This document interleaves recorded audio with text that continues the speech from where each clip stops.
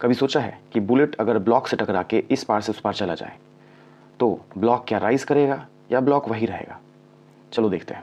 Hello बच्चों, आज के वीडियो में हम लोग momentum conservation and energy conservation का यूज़ करके एक सवाल देखने वाले हैं।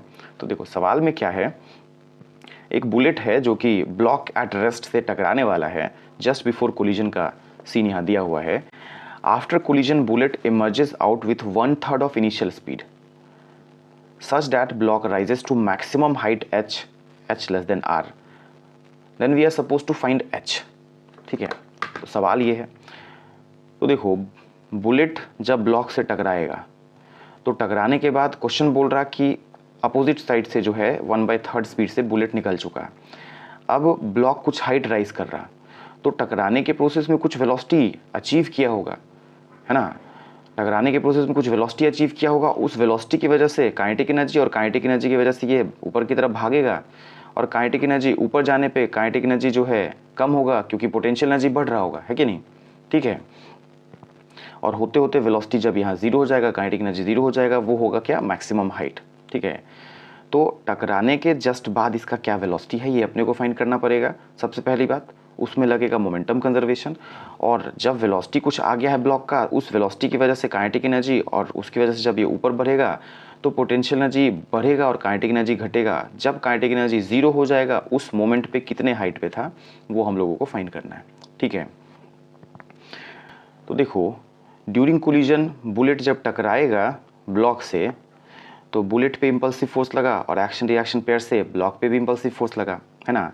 अब इस फोर्स की वजह से होगा क्या, तो बुलेट का स्पीड था इधर की तरफ और फोर्स लगा है अपोजिट में सडन फोर्स, तो उसकी वजह से बुलेट को अगर ए बोल रहे हो तो ए का स्पीड घटेगा। ठीक है, क्योंकि वेलोसिटी के अपोजिट में सडन फोर्स लगा तो स्पीड घटेगा, है ना।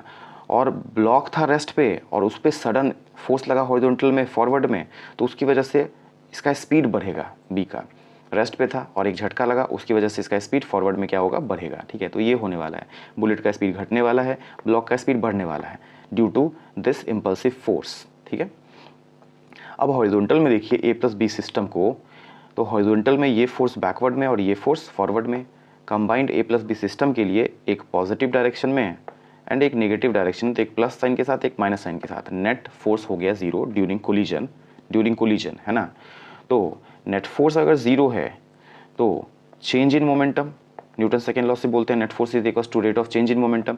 चेंज इन मोमेंटम जीरो होगा अगर नेट फोर्स जीरो होगा तो, और मोमेंटम में चेंज जीरो होगा तो इनिशियल मोमेंटम फाइनल मोमेंटम क्या होगा, बराबर।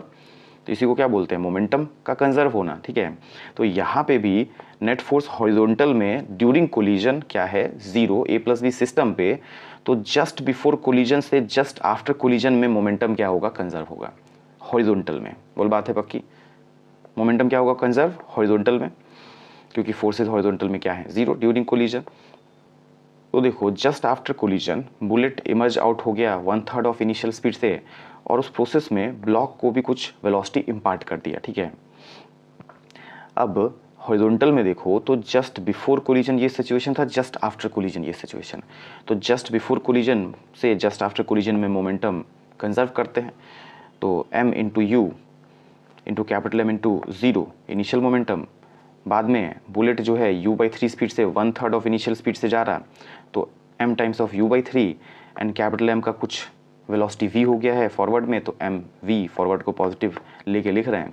तो यहाँ से सॉल्व करने पे जस्ट आफ्टर कोलिजन जो ब्लॉक का स्पीड है वो हम लोगों को मिल गया कितना, 2u/3। ठीक है, तो मोमेंटम कंजर्वेशन से जस्ट आफ्टर कोलिजन ब्लॉक का क्या स्पीड है हॉरिजॉन्टल में वो हम लोगों को मिल चुका है, दैट इज 2u/3। ठीक है, अब हाइट राइज किया है, इस वेलोसिटी की वजह से हाइट राइज किया है, तो यहाँ से हमें एनर्जी कंजर्वेशन लगाना पड़ेगा। ठीक है, एनर्जी मेथड लगाना पड़ेगा। तो देखिए P से लेके Q जब ब्लॉक गया है, मैक्सिमम हाइट h अटेन किया, तो यहाँ पे वेलोसिटी जीरो, इससे और ऊपर नहीं जा रहा होगा, तभी तो मैक्सिमम हाइट है ये, है ना। और क्वेश्चन में बोला है कि maximum height is less than radius, तो यहाँ से इधर या इससे ऊपर नहीं जाएगा। देखो ये रेडियस है ना, तो रेडियस का जितना लेंथ है उससे ऊपर नहीं जाना है, ऐसा क्वेश्चन बोला है। तो h is less than r, तो इस लेवल से नीचे ही किसी पॉइंट पे रेस्ट पे आ गया है, क्वेश्चन ऐसा बोला है। ठीक है,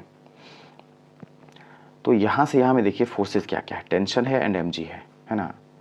टेंशन के वर्क डन की बात करें तो देखो जैसे जैसे ब्लॉक चल रहा होगा इस तरीके के इस पाथ पे, तो जो टेंशन है एंड डी आर, छोटा सा डिस्प्लेसमेंट परपेंडिकुलर, फिर देखो टेंशन रेडियली इनवर्ड एंड ये डी आर टू परपेंडिकुलर, तो टी डॉट डी आर का इंटीग्रेशन वेरिएबल फोर्स का वर्क डन इसी तरीके से लिखते हैं। टेंशन का डायरेक्शन कंटिन्यूसली बदल रहा है तो वेरिएबल तो है ही, तो टी डॉट डी आर एक जगह पे टी डॉट डी आर, दूसरी जगह पे टी डॉट डी आर, हर जगह पे देखेंगे तो हर जगह पे टी और डी आर के बीच का एंगल है 90, उस वजह से टी डॉट डी आर क्या हो जाएगा, जीरो हो जाएगा। ठीक है, तो वर्क डन बाय टेंशन तो जीरो हो गया।